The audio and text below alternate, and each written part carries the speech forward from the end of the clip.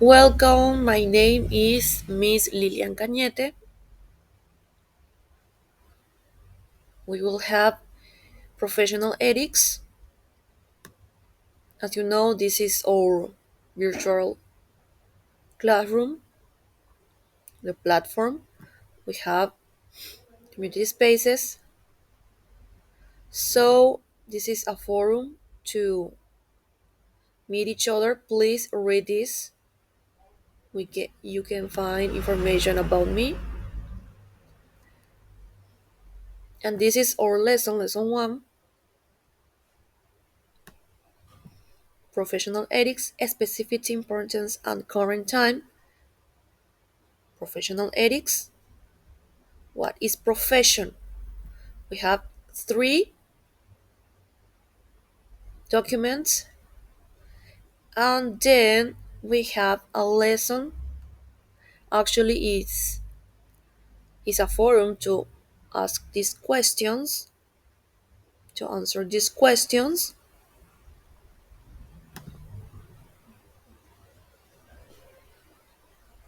We have this question here. We have 6 questions. You can answer this after watching the video. Actually, it's about the whole and information we have in our lesson today.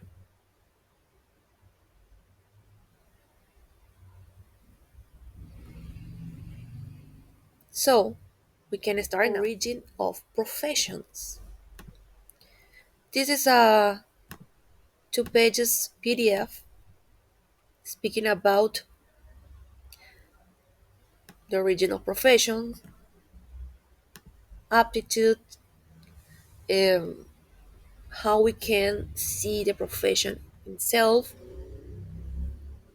So, as the part began, let's say the origin of profession is linked to the existence of problems and needs that appeared in society, and in order to address or cover them, people who had certain skill or ability for these purposes were identified.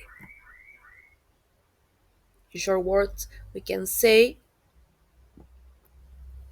as long as society had problems, it needed someone who could solve the problems.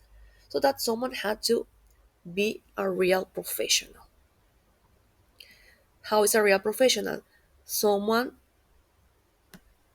who had experience demonstrate that they had sufficient knowledge and skills, of course.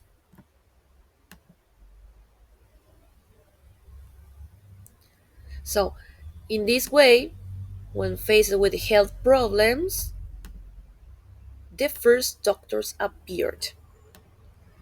This part is talking about the health problems. But first, before of that, there were certain problems.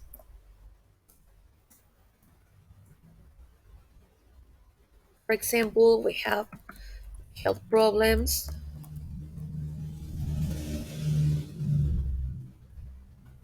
construction problems, what else? We can say education problems, and so on. A lot of problems.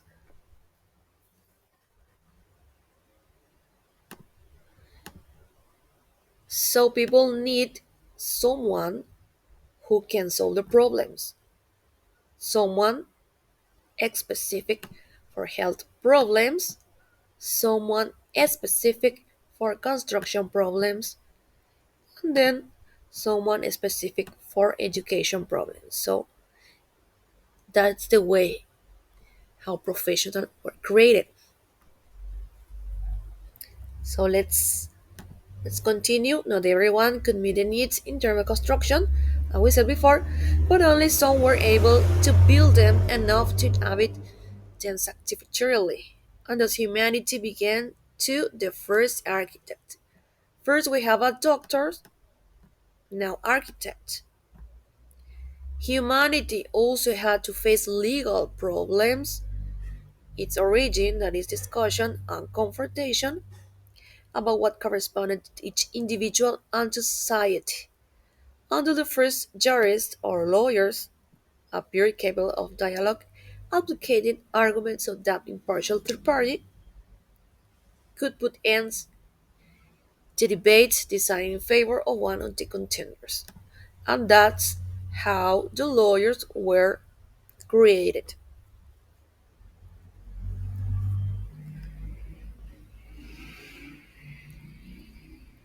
Right. Let's continue. Beyond the temporal and historical accuracy of preceding description, was it clear the constitution of the traditional and universal professional is connected to three decisive elements that we want to highlight. So we have three elements.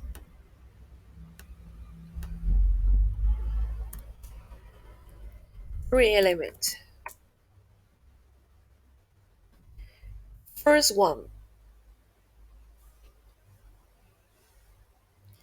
the profession was created to meet some need of the population. In short word, we can say the profession were created, were generated, let's say, by people needs. People have health problem, so they call the doctor. People had legal problems, so they call lawyers. Let's let's go to the second. Second, the character of professional was not awarded capriciously. We know that. But it was the rational result of verifying certain cognitive or mental aptitudes to face and solve the problem that citizen brought to him. So, let's say number two, the professional had the right knowledge to solve people needs. For example, if I am ill, I'm not going to the lawyer, I'm going to the doctor. Why? Because the doctor has the rational result of verifying certain cognitive or mental aptitude to face and solve the problem. Now we can go to the third third element. The professional was invested with a certain privilege or power over those he served. What does it mean? This means the professional had power in his field. For example, if I go to the doctor, as I said before, I'm ill, I go to the doctor, so the doctor said he can talk to me and saying you have to and you have to take this medicine. I should obey. Why? Because he has the power in his field. I don't have that power. I am a teacher. I am not a doctor, so I can't and treat me myself. And I have to obey what doctor says because he knows.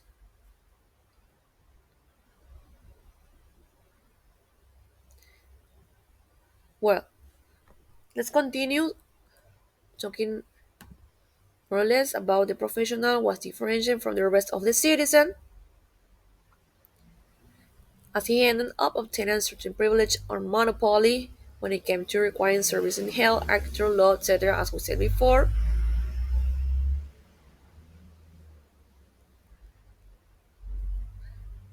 So we can say as long as professionals were doing their job, people could measure people who people could measure this job, their job. How? If they are acting good or bad, following the rules.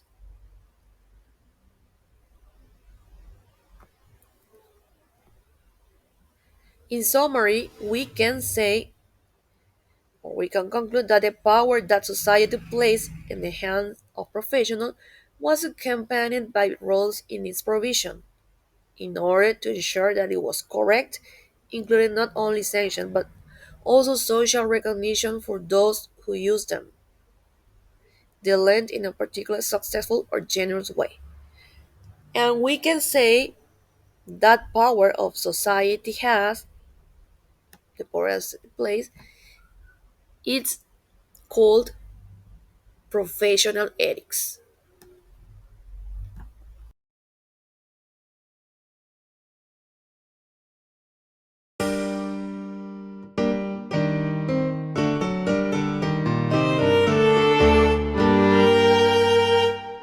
The purpose of this video is going to be to discuss the role of ethics in our professional lives. Now, given the amount of time that many people spend in a profession, which is really a significant chunk of their life, this of course is a rather important discussion. Right? I mean, we can discuss ethics in the context of our personal lives, of our day-to-day lives, at the level of public policy, within our family, and those are all important discussions. But the fact is that much of our lives for many people will be spent in an occupation or a profession. And of course, we don't just want to think that ethics get left at the door when you walk into your office building or place of employment. So in this video, we're going to look at the role of ethics in our professional life, and we're going to do so primarily by focusing on two different questions.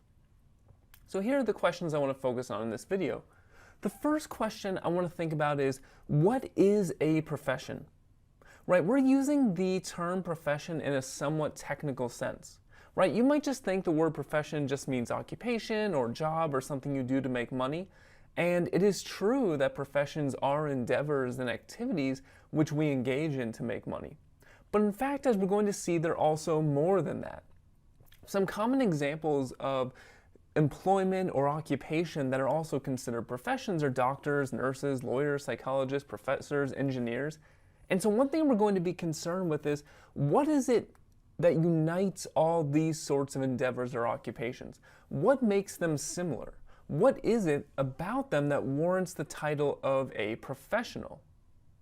The second question is going to touch more directly on ethics. Right, once we have a sense of what a profession is, then we can start to ask ourselves, well, from a practical point of view, if I am a professional, if I'm a member of some profession, what effect does that have on how I should act and on how I should live? And so the way I explain the second question that I want to look at in this video is, what moral obligations are placed upon professionals in virtue of their professional role? Right, so one way to think about this is the following, right? Just in virtue of being a human being, we all have certain moral obligations. You might say that all human beings should not lie, they should not deceive. You might say that all human beings shouldn't kill other human beings. You might say we shouldn't steal, or we should give to charity sometimes, right? You might just say, in virtue of being a human being, regardless of what your profession is, what your hobbies are, where you live, and who your family is, right? Regardless of anything particular about you, you might say that there are certain moral obligations all humans have. But then we might say, well, as you go through life, you do develop certain specific roles. You're a parent, you're an engineer, you're a doctor, right? You're a politician, right? You gain all these sorts of roles, and many of those roles may be professional roles. And so just like we can ask the question, okay, all human beings have X, Y, and Z obligations, and then you might say, well, on top of that, if you're a parent, you also have certain special obligations. Obligations to care for your children, to look out for their well-being. And so we can ask the same question about a professional. If you're a human being, and you're a parent, and you're also a doctor, do you have any special obligations in virtue of being a doctor? Does your status as a medical professional give you certain moral obligations that non-medical professionals don't have? Just like your status as a parent, if you have children, gives you certain obligations that other people don't have, that non-parents don't have. So that's our second question. Given that there's a certain special status given to professions within society, does that special status also come along with certain responsibilities? Does that special status also come along with certain important moral obligations? In order to better discuss the dilemmas, quandaries, and ethical conflicts that can happen in professional contexts, I want to focus on one very famous case study. And this is the case of the Space Shuttle Challenger disaster, which happened in 1986. So in 1986, the Space Shuttle Challenger launched and very tragically exploded 73 seconds after launching. And of course, as you might expect, the entire crew aboard the Space Shuttle Challenger very unfortunately and very tragically lost their lives. Now, this event is just considered in itself, just based on the events that I've told you, itself is a horrible disaster, a real unfortunate tragedy that occurred. But what makes this event even more tragic are the events leading up to it. And specifically, the events leading up to it suggest that this was a disaster that could have been prevented. And in fact, that is why we are talking about this case. For us, the real story of the Space Shuttle Challenger disaster is the engineer Roger Boisjoly, who worked in the engineering firm Martin Thiokol, that was responsible for, in part, for the construction of the rocket boosters on the Space Shuttle Challenger. So I'm going to read through some accounts of what Boisjoly did prior to the launch to give you a sense of what I mean here. So 6 months before the Space Shuttle Challenger exploded over Florida on January 28, 1986, Roger Boisjoly wrote a portentous memo.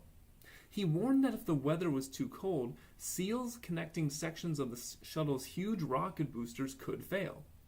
And he said, in fact, that, quote, the result could be a catastrophe of the highest order. Loss of human life, he wrote.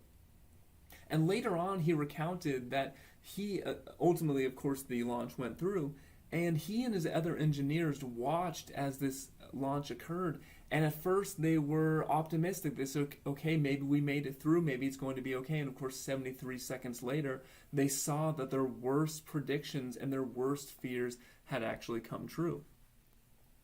Now, of course, he didn't just have these concerns to himself. He brought these concerns to his employer, Morton Thiokol. So he wrote this memo, and the memo was meant to jolt Morton Thiokol, the company that made the boosters and employed Mr. Boisjoly. In July 1985, a task force had been formed, partly on Mr. Boisjoly's recommendation, to examine the effect of cold on the boosters. The effort, however, had become mired in paperwork, procurement delays, and a rush to launch the shuttle, according to later investigations. Meanwhile, his apprehensions only grew.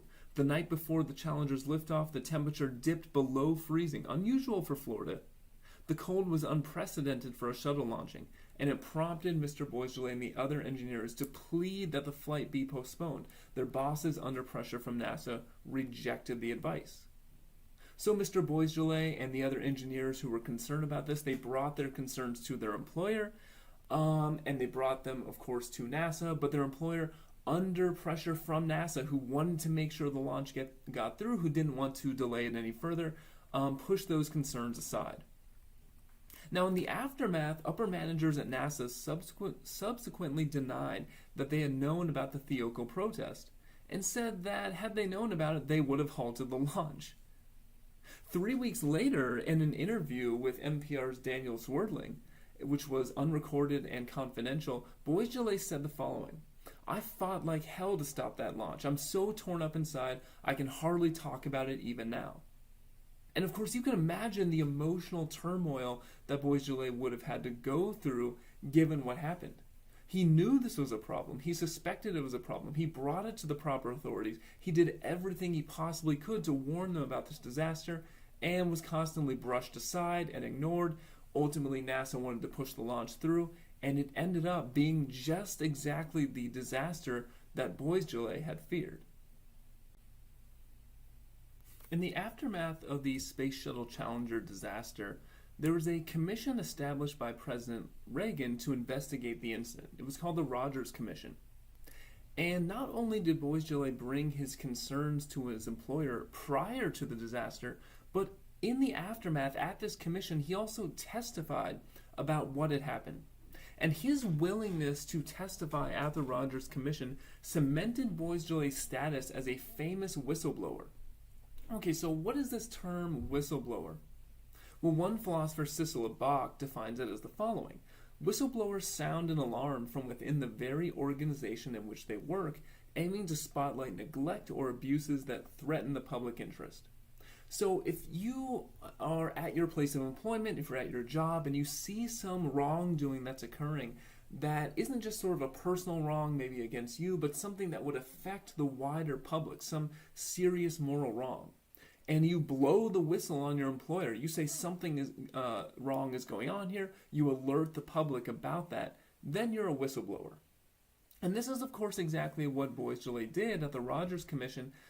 He testified, here's one quote from his testimony. He said that there was unethical decision making resulting from intense customer intimidation. What is he talking about? He said that there was absolutely unethical decision making on the part of his employer. They never should have gone through with the launch, and they never should have okayed those rocket boosters in that temperature. And of course, the intense customer intimidation. Who's the customer? The customer was NASA, who also wanted to push the launch through, putting the lives of the astronauts in danger. Now, I want to think about this concept of a whistleblower for a second, and we should think about where the term comes from. So, when you think about a whistleblower, the image that comes to your mind is probably a referee in a sporting event. And think about what a referee is supposed to do. A referee calls balls and strikes. They say when a foul has occurred. They say when someone has broken the rules. And of course, the way they do this is as a neutral party, right? If you watch a football game, a basketball game, right, you'll see each team has its own uniforms and colors. But the referees are always in a neutral outfit, right? They're always usually wearing black and white stripes. And this is, of course, for a practical, but also has a sort of symbolic element. The referee is not supposed to be beholden to any side. They're just completely neutral party. And we think that's in part what gives them the authority or the standing to say when a foul has been called. Right? If you knew a referee had been paid by, for instance, one of the teams in the game, then you would start to question the calls that he or she was making. You would start to question his or her objectivity. Now, the reason I bring this up is because, of course, let's compare that to this case. Bois Gillet is calling a foul here. He's saying someone broke the rules, and specifically the moral rules against putting one's clients or putting other people in the way of serious harm. But also notice that Bois Gillet is not a neutral party here. Bois Gillet is actually part of one team, you might say. He is employed by Morton Thiokol, who actually pays him. And so because Bois Gillet is not a neutral party, one thing we might wonder is, where does he get the standing? Where does he get the authority to call balls and strikes? Where does he get the authority to say that his own employer has committed a moral wrong? Some people have sometimes been uncomfortable with the idea of whistleblowing based on a sort of idea of employee loyalty. The idea that when you join a workplace, when you join some company, when you work for a firm, right, you have some obligations, maybe not absolute, but some obligations of loyalty to them, given that you're part of the organization, given that they're paying you, etc., etc. And so the first thing to think about here is, we might wonder, well, what is the important moral value at stake that would allow Bois Gillet to blow the whistle and have that be acceptable, even though he is not a neutral party? And ultimately, I think this is going to come down to the fact that, as we're going to discuss, there may just be certain moral obligations that come from being part of a profession, not just having a job, not just being an employee, but being a part of a profession. Now, another important thing to note about the whistleblowing that Bois Gillet engaged in is it really had serious ramifications for his personal and professional life. And, maybe Bois Gillet is an extreme case to some extent, but these sort of personal ramifications, these consequences that he experienced are not rare. This is often what happens to whistleblowers. So I'm going to read you through a few accounts of this. So Bois Gillet testified before the Presidential Commission that investigated the tragedy. Later, he said his whistleblower status profoundly affected his personal and professional life, with both neighbors and workmates giving him the cold shoulder. He said, when I realized what was happening, it absolutely destroyed me. It destroyed my career, my life, everything else. I'm just now getting back to the point where I think I'll be able to work as an engineer again. Again, he paid the very stiff price often exacted by whistleblowers. Thiokol cut him off from space work, he was shunned by colleagues and managers, and a former friend warned him, and I think the phrase former friend, that tells something in itself, but a former friend warned him, if you wreck this company, I'm going to put my kids on your doorstep. Which I must admit, I'm not exactly sure what that statement means, but it does sound at least more than mildly threatening. He had headaches, double vision, and depression. He yelled at his dog and his neighbors and skipped church to avoid people, despite the fact that he was a very devout and religious Mormon. And colleagues and neighbors even shunned Boisjoly. Right? NASA tried to blackball him from the industry. Managers isolated him in his position and made life a living hell on a day-to-day basis. And ultimately, he was diagnosed with post-traumatic stress disorder from this whole ordeal and would never again return to work for Thiokol.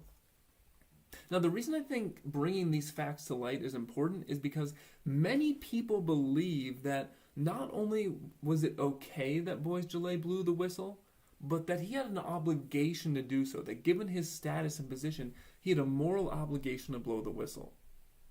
And this is important because notice what they're saying is he had a moral obligation to incur a serious personal and professional cost to himself. He had a moral obligation to do an action, namely testify at the Rogers Commission, that he knew would cause him great personal and professional harm. And so again, this should make us wonder, where could such an obligation come from? Where could an obligation come from that would actually require us to do ourselves harm in service of the public good? And as I said before, I think it really does come down to thinking carefully about what does it mean to be a professional and what moral obligations come from our professional roles. We can gain further insight into the nature of professional ethics by looking at another step in the process that led to this launch happening. And so I'm going to read through an account here given by Michael Davis. So on the night of the 27th of January 1986, Robert Lund was worried. And of course, the 27th was the day before the launch. The Space Center was counting down for a shuttle launch the next morning. Lund, vice president for engineering at Morton Thiokol, had earlier presided over a meeting of engineers that unanimously recommended against the launch, and we would presume that this meeting did include Boisjoly. He had concurred and informed his boss, Gerald Mason. Mason informed the Space Center. Lund had expected the flight to be postponed. The center's safety record was good. It was good because the center would not allow a launch unless the technical people approved, and Lund, being one of those technical people, had not approved. So the first thing to know is that Lund, as vice president for engineering, his approval was needed for the launch to go through. But the Space Center pushed back. They wanted to launch, and this meant that Lund was the only person standing in the way of launching. Now, his first response was to repeat all his objections, but then his boss, Mason, said something that made him think again. Mason asked him to think like a manager rather than an engineer. The exact words seemed to have been, take off your engineering hat and put on your management hat. Ultimately, Lund did and changed his mind. The next morning, the shuttle exploded during liftoff, killing all aboard. An O-ring had failed, just as Boisjoly and the other engineers had suspected. Now, why is this important? Well, let's think about Lund's career arc for a second, right? He was originally an engineer. He has this engineering background. And now he's in a sort of management position as vice president for engineering at Morton Thiokol. And one way to think about this is this seems to bring forth a certain sort of conflict. On the one hand, of course, this is why the quote, take off your engineering hat and put on your management hat, is so crucial here. On the one hand, he is part of the profession of engineering. He is an engineer that is committed to certain sorts of ethical values and ideals, one of them namely being the safety of the products they have and the safety and security of the public. On the other hand, he's also now a manager, and managers are responsible for being organized and efficiently running the organizations they head in order to churn out a profit. And it seems that these two things can come into conflict and did exactly that in this case. And so we should think a little bit more about this contrast between thinking like a manager and thinking like an engineer. What does it mean to think like a manager? What would it mean to take off one's engineering hat in order to do that? And in our textbook, Lisa Newton poses this as an ethical question in the following way. Should engineers leave the status of employee by joining management? By doing that, do they not abandon the engineer's commitment to a quality product in favor of the management goal of cost cutting? And it's also important to see that to say that I'm going to think like a manager now, to say that I'm going to leave behind my professional commitments of engineering, is just to leave sort of my status as a professional. And you might say, well, wait a minute, why can't we just say a manager is a professional? Why aren't you also thinking like a professional when you're thinking like a manager? Can't a professional just be someone who runs an organization in an organized and efficient manner with the goal in mind of making money or profit for the firm? Well, it's interesting that actually the idea of having management as a profession has been floated before and is not necessarily new. As the following account explains, around the turn of the century, the leaders of the business school movement proposed to ensure that the large corporation would be run in the interests of society by turning the occupation of management into a bona fide profession. So there used to be a push to see managers in firms and businesses as professionals with not only commitments to the firm itself, but also commitments to the wider public and a commitment to ethical values. But as these commentators explain, that ambition has so far gone unrealized. The claim that managers are professionals does not withstand scrutiny. Unlike doctors and lawyers, managers don't need a formal education, let alone a license to practice, and this may be the most important thing, nor do they adhere to a universal and enforceable code of conduct. Right, as we're going to see, one central trait of being a professional is not just that you're there to make money, but that you're committing yourself to certain values, certain ethical and moral values, and certain meaningful pursuits that are beyond just your ability to make money. And that were you to sort of just leave behind might be a real strike against your integrity. And this is why the question comes up. If you are an engineer, if you have that status, is it acceptable from you from a moral point of view to put aside your commitments as an engineer and simply think like a manager, simply think in a sort of profit-based way? Now, in order to better understand this claim, we need a little better sense of exactly what is a profession. We've sort of hinted at it, but what does it mean to think like an engineer? More broadly, what does it mean to think like a professional? And in our textbook, Lisa Newton identifies the following central characteristics of what it means to be a profession. So first, if you're part of a profession or you're a professional, then you are privy to a certain set of knowledge, right? There's a certain base of knowledge that you have that the average person doesn't. Right, so she explains the possession of knowledge of an art or esoteric body of knowledge, scientific or otherwise, that's not easily acquired.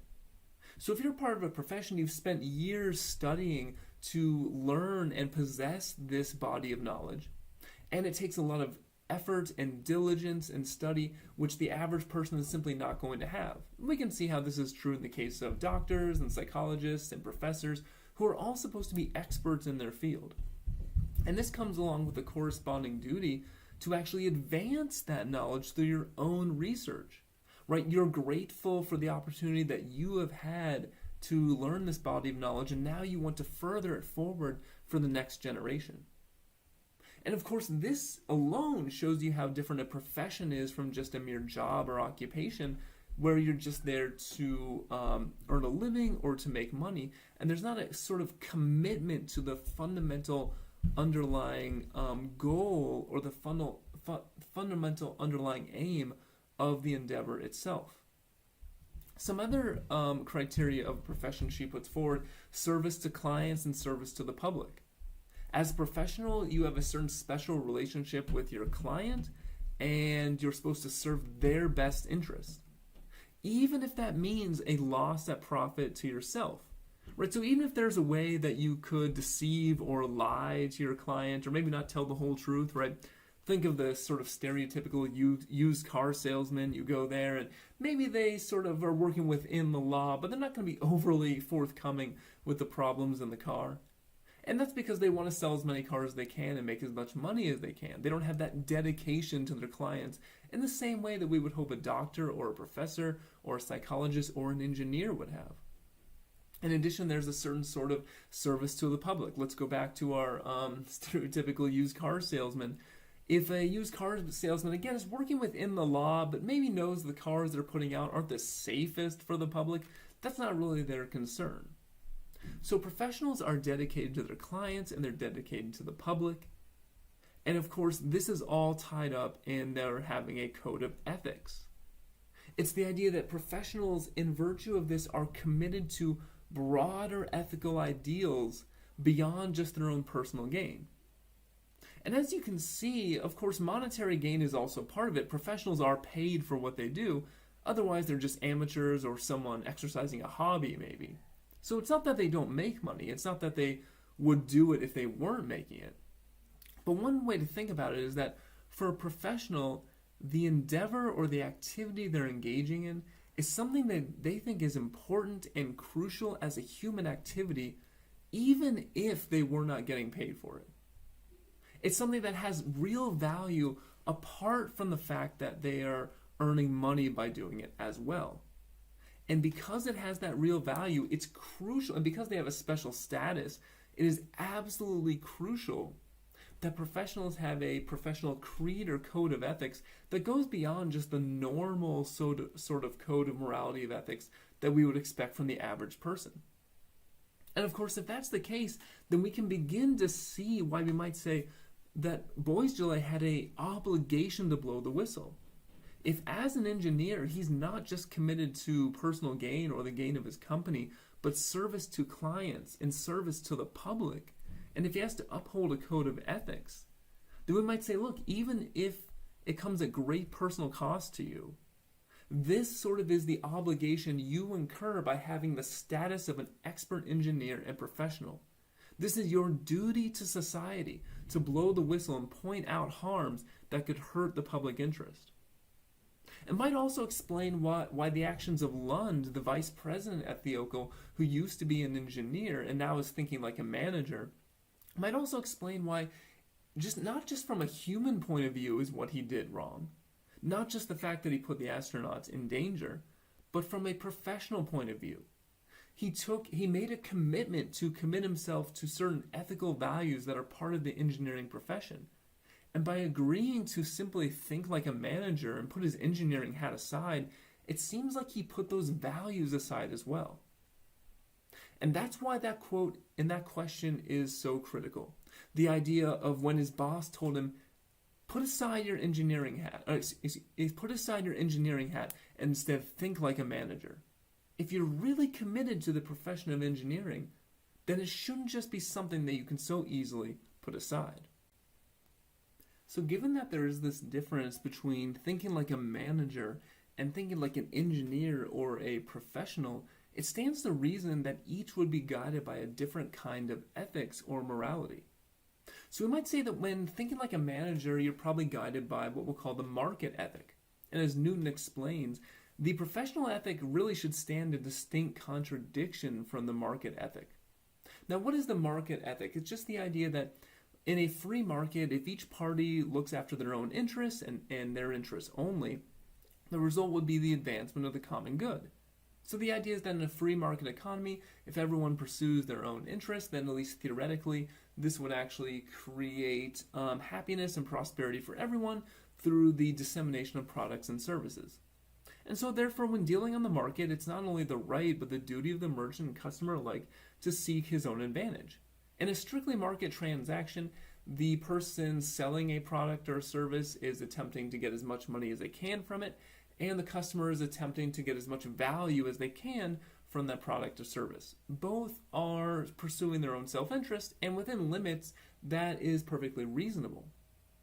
But when we think like an engineer, or more broadly think like a professional, what we should be able to now see is that we should be guided by a very different ethic. The professional needs to be guided by the professional ethic. As Newton explains, the professional ethic is just the opposite. Dealing with the client, the professional's first duty is to find out if the client needs professional services at all, and if not, to bid him farewell without taking a penny. Right, so if you go to a doctor and it turns out that you think something's wrong with you but nothing is, then that doctor would be extremely negligent if they said, well, maybe we'll just do this operation or procedure, you don't really need it, and maybe it'll even be bad for you, but it would allow me to make more money.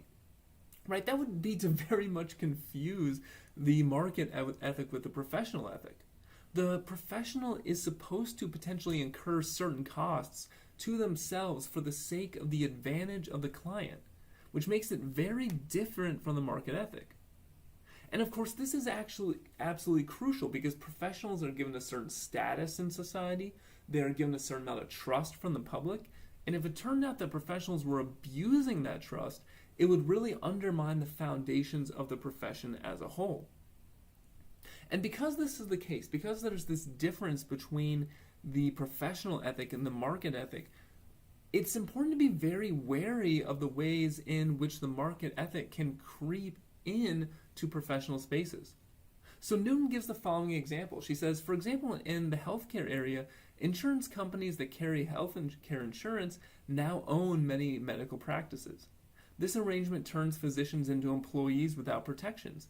If a physician costs the practice too much in a given year, he or she can be separated from it and lose his or her entire practice.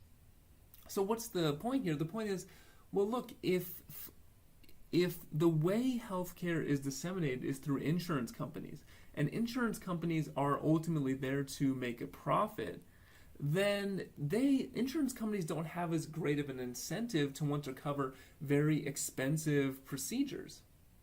Because if they do, then of course that particular doctor doing those expensive procedures will be costing them a lot of money.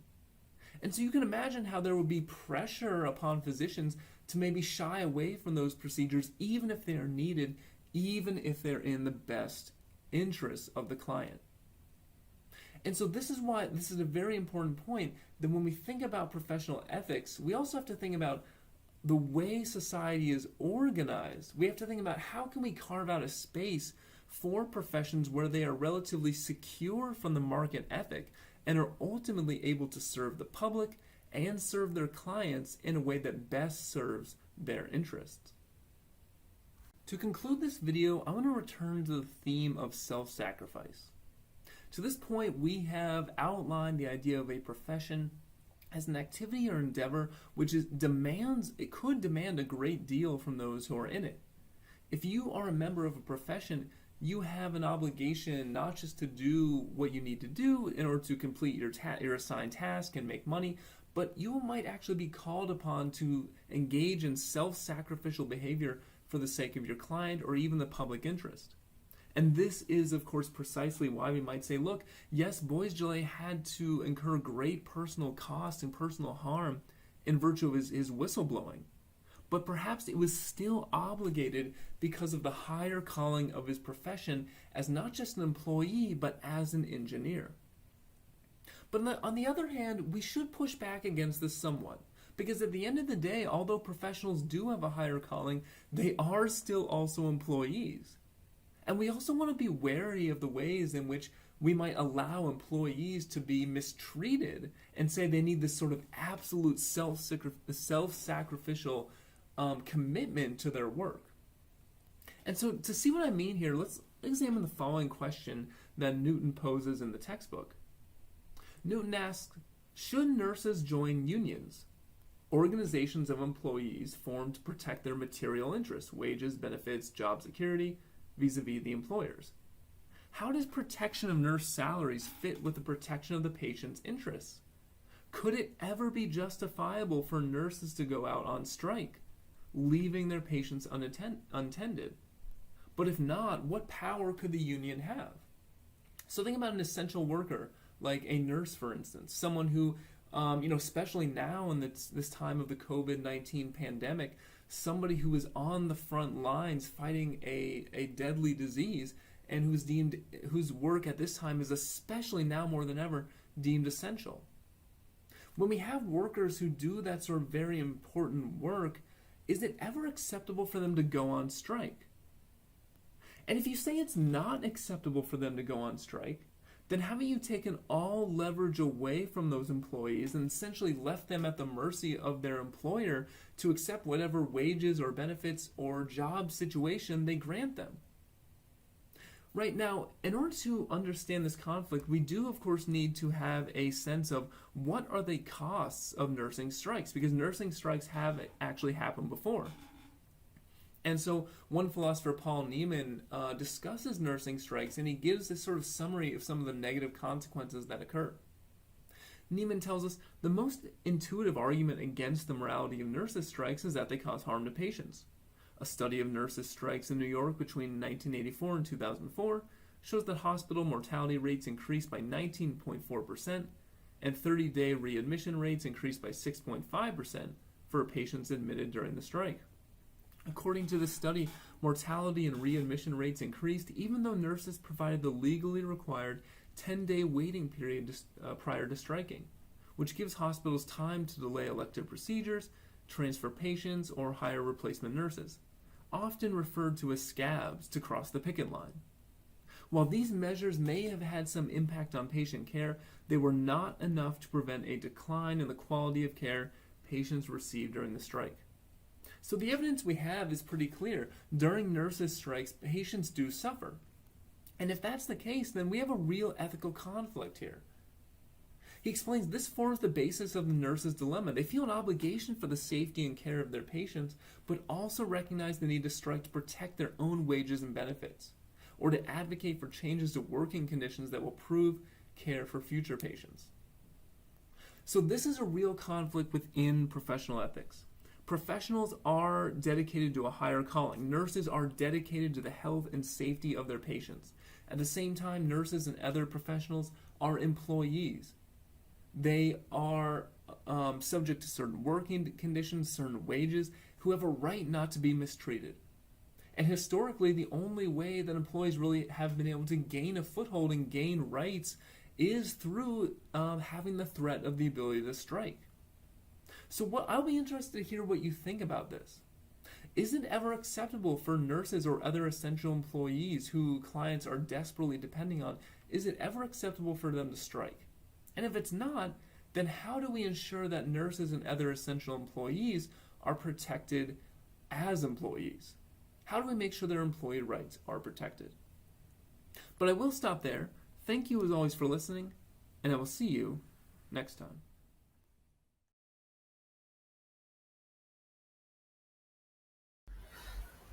Well, I will try to explain the long video that we watched before.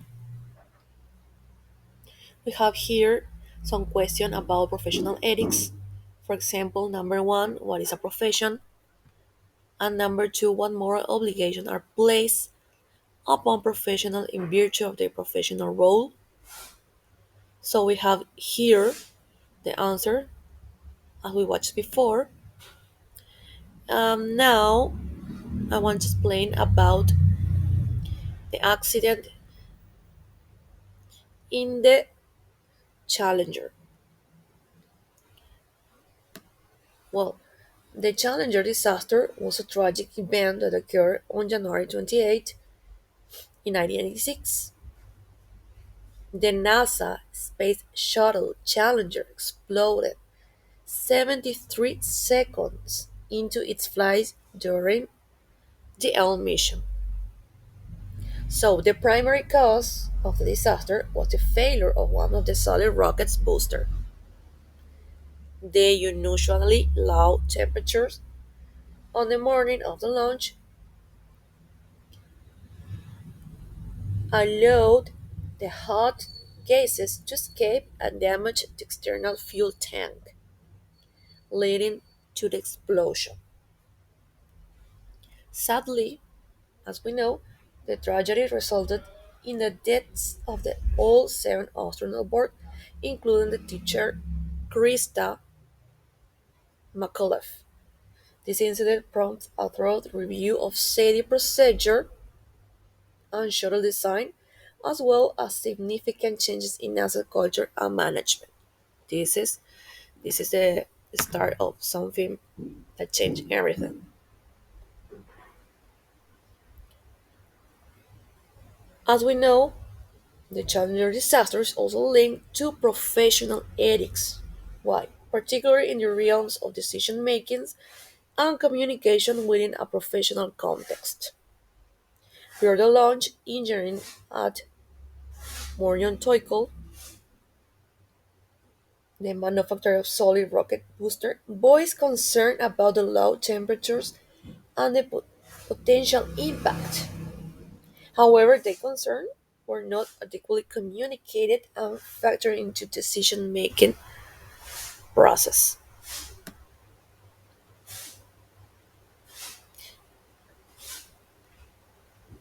Then, the pressure to proceed within the launch despite ethical and technical warnings led to a lack of transparency and compromised decision making. This incident underscores the importance of professional ethics in engineering and decision making, emphasizing the need for open and honest communication as well as the responsibility to prioritize safety over other considerations.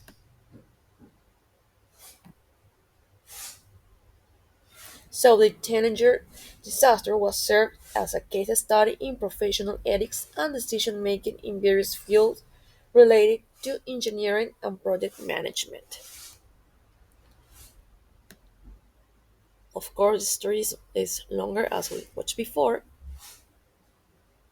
so we can infer what is a profession or what an obligation a professional has in their field. Actually, we can't go any further because days ago we had a similar case but in different contexts. So we can explain here.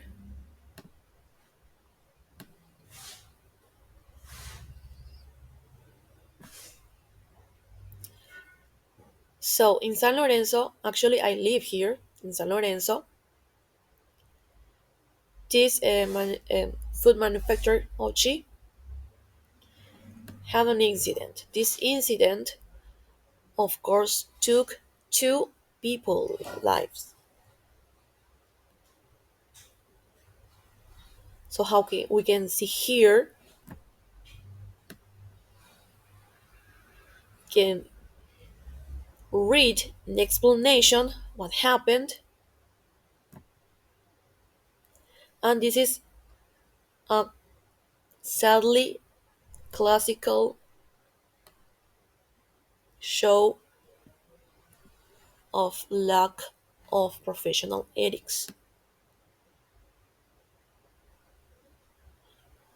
So let's go back to our summary. Well, so we have, of course,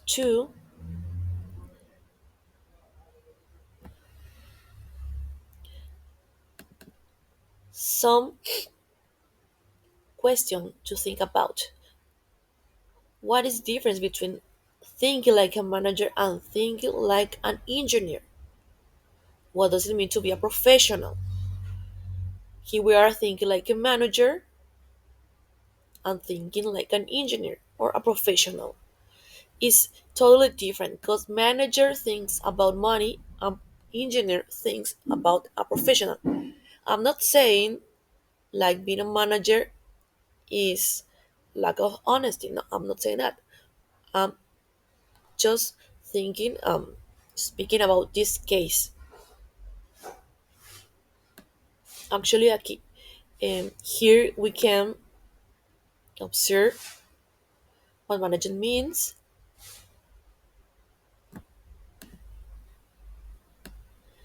and here we can observe what engineer as a professional mean. Of course, the engineer has to have knowledge, service to clients, service to public, and of course, code of ethics. And the last one, monetary gain.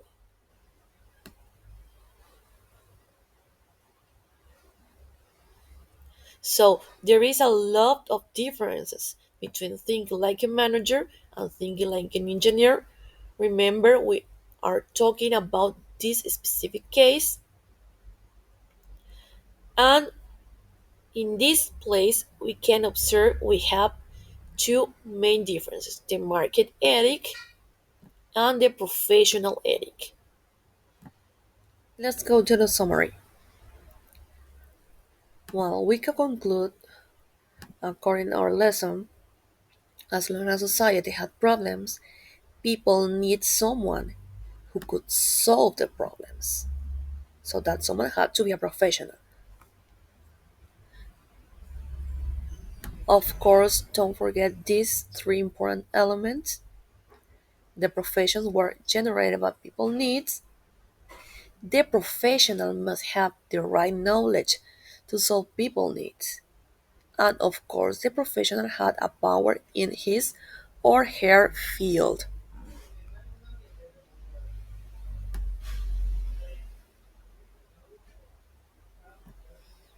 Well, to finish this summary and this lesson, let's remember as long as professionals were doing their job, people could measure it. I mean, the job as good, bad, etc. And they use this measure as a power. So they call this professional ethics.